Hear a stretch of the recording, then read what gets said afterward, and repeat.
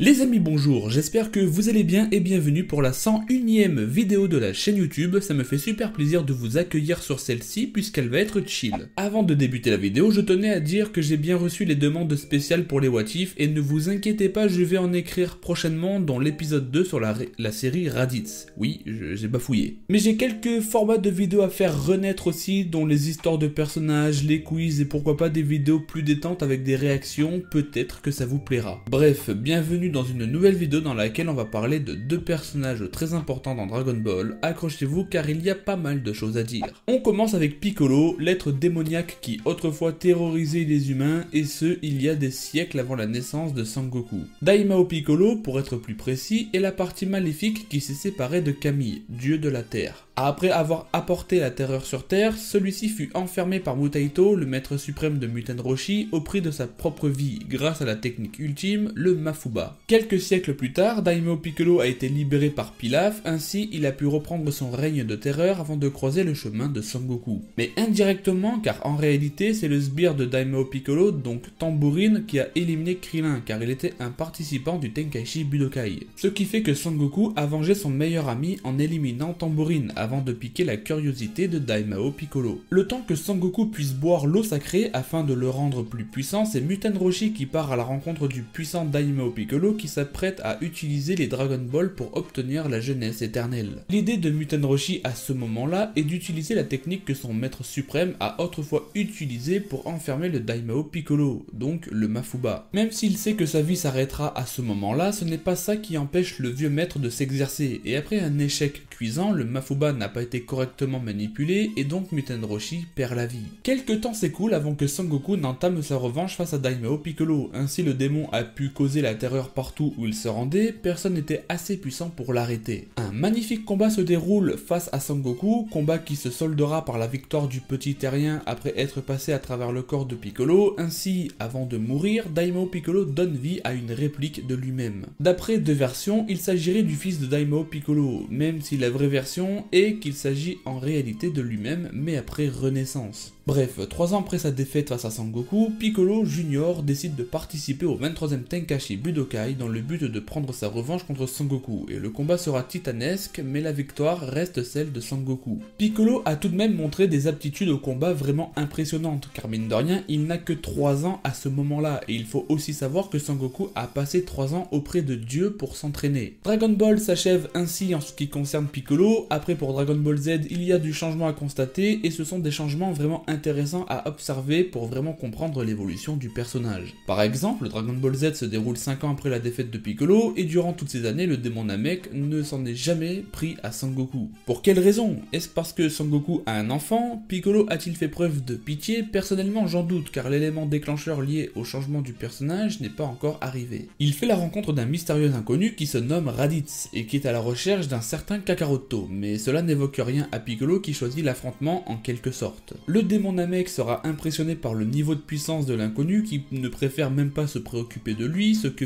Piccolo vit comme une insulte et une honte totale. Mais en fait, en parlant de Raditz, pourquoi est-il réellement important au sein de l'œuvre? Il n'a pas eu une longue présence, mais celle-ci a été riche en contenu. Après avoir laissé Piccolo, Raditz se rend sur l'île de Muten Roshi dans le but de confronter son jeune frère Kakaroto, donc Sangoku pour le nom terrien. Et c'est là que ça devient intéressant, car nous avons le droit à un cours précis sur les origines réelles de Sangoku et la réelle raison pour laquelle il est sur Terre. Comme cette bulle le montre, Kakaroto a été envoyé sur Terre avec pour mission d'éliminer toute la population humaine, ce qui étonne fortement Raditz lorsqu'il découvre qu'il y a encore de la vie sur cette planète. Mais malgré ces informations, Sangoku ne se souvient de rien, ce qui amène à penser pour Raditz que son jeune frère a un jour reçu un choc à la tête, et c'est ainsi qu'on en vient aux explications de Muten Roshi. Jadis, grand-père Gohan a recueilli un jeune enfant avec une queue, et celui-ci avait un tempérament violent et sauvage. Cependant, après une chute du haut d'une falaise, le jeune garçon s'est violemment cogné la tête et même s'il aurait dû mourir sur le coup, le jeune garçon a survécu et s'est même vu retirer son caractère sauvage afin de devenir plus doux et docile. Après cela, Raditz se voit obligé de lui rafraîchir la mémoire, qu'il n'est pas né sur cette planète et qu'il est issu d'un peuple de guerriers fiers nommé les Saiyans, et qu'il est son frère. L'origine de sa mission était d'éliminer les terriens après avoir remarqué que leur planète était viable. Ainsi, pour pouvoir la revendre, ils ont envoyé un bébé pour se débarrasser d'eux grâce à la puissance de l'Ozaru. On apprend également le destin tragique du peuple Saiyan et qu'il ne reste plus beaucoup beaucoup de Saiyans en vie, ce qui ferme la possibilité que la suite de l'œuvre se déroule avec les Saiyans. La vraie raison pour laquelle Raditz est sur Terre n'est pas pour combattre Son Goku à la base, mais pour lui proposer de l'accompagner sur une planète qu'il n'arrive pas à soumettre. Mais après le refus catégorique de Son Goku, Raditz choisit de le frapper avant de s'emparer de Sangwan pour tenter de forcer Son Goku à accepter sa proposition,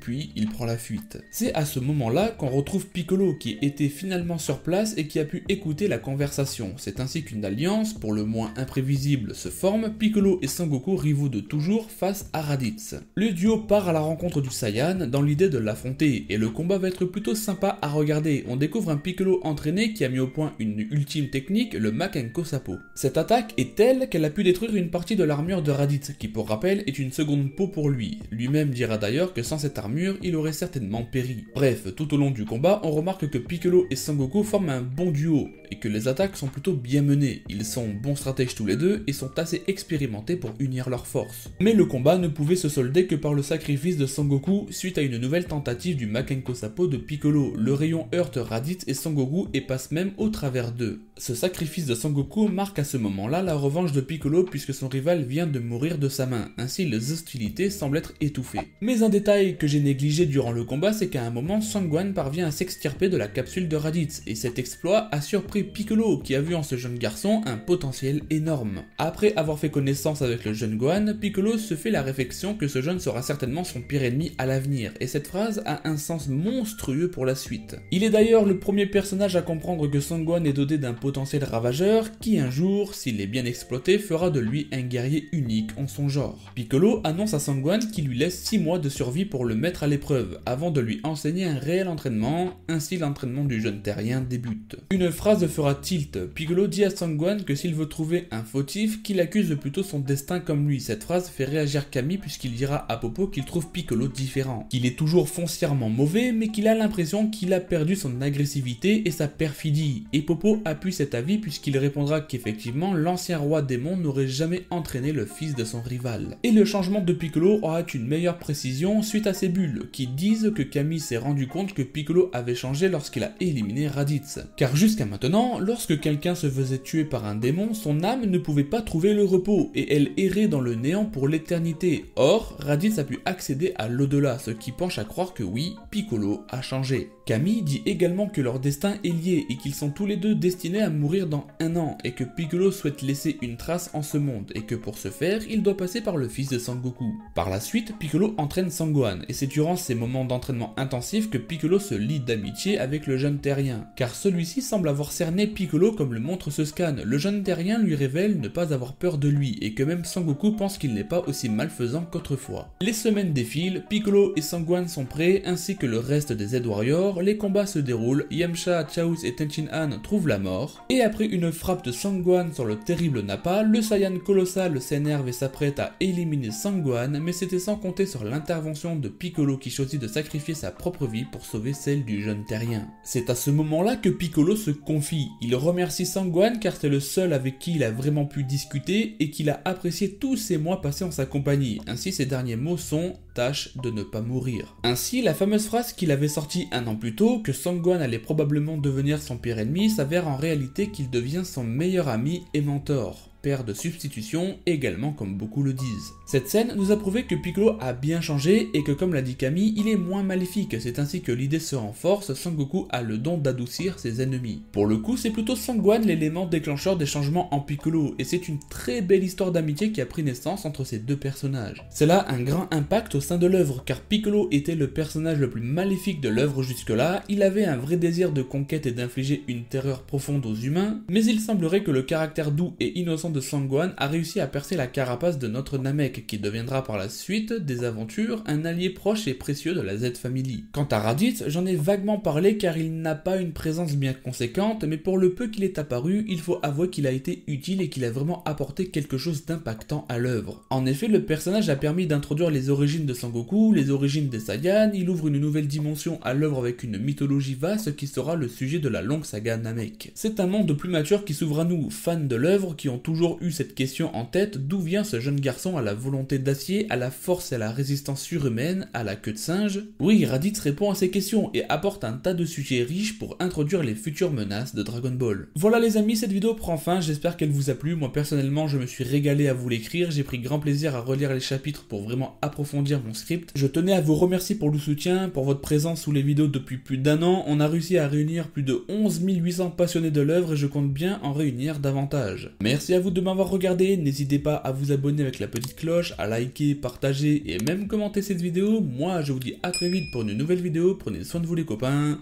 ciao.